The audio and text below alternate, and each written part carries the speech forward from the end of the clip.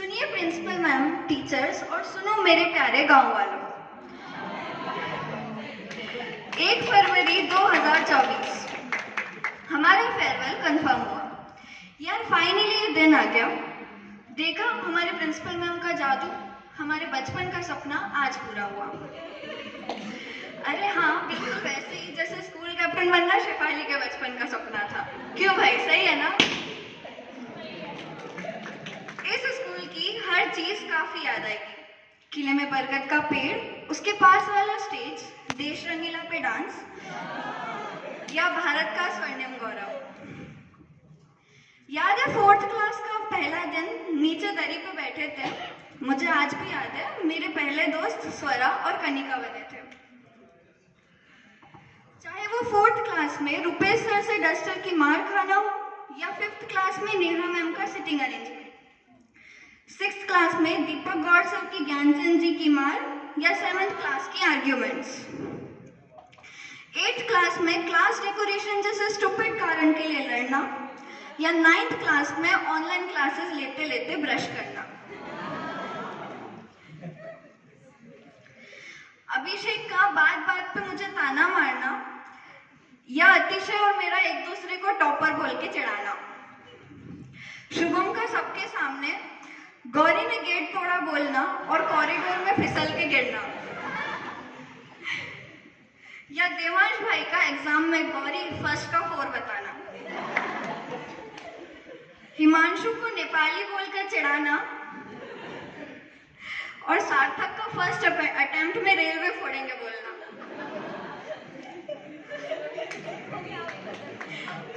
अंकित गवली से हाय बुलवाना, नागा साहब का जल्दी से इमोशनल हो जाना,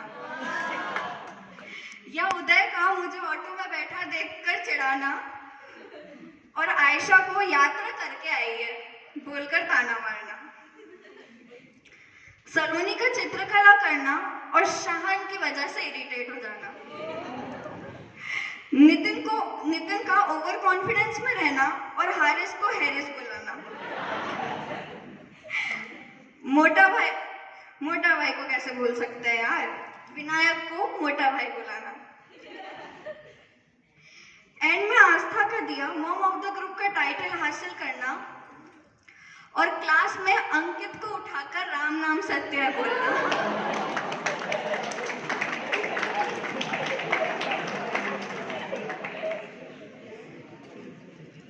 कितनी प्यारी यादें है ना। अरे एक मिनट, इस बैच की बात हो और जीएसटी के का जिक्र ना हो, ऐसा थोड़ी हो सकता है। हर बेंच पे जीएसटी के लिखना और नीलेश सर से डांट खाना, प्रमोद सर को बॉयकॉट पूछ कर परेशान करना और दीपक सर की बातें बहुत करती है आपकी बेटी वाली कंप्लेंट से खुद परेशान होना। यार पर अब मेरे पेरेंट्स से मेरी कंप्लेंट्स कौन ही करेगा। हितेशी को पन्ना भर के सॉरी लिखने का किस्सा शायद हमेशा ही याद रहेगा। मेरे चक्कर खा के गिरने पे सुषमा मैम का बच्चों की तरह पैम्पर करना याद रहेगा।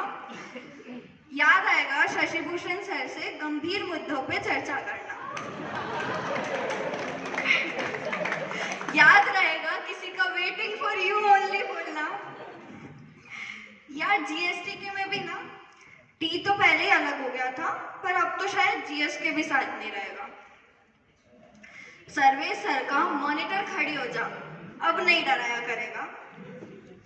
अब कोई नहीं होगा जिससे ओए आधी चॉकलेट मेरी बोलने को मिलेगा। अब चाहे वो मेरे गेट पे लटकने वाला रूमर ही क्यों ना हो, या मोटी या डोरेमोन, अब इन नामों से कोई नहीं चिढ़ाया करेगा। लोकेश सर का इट्स ओके अब कैसे मोटिवेट करेगा।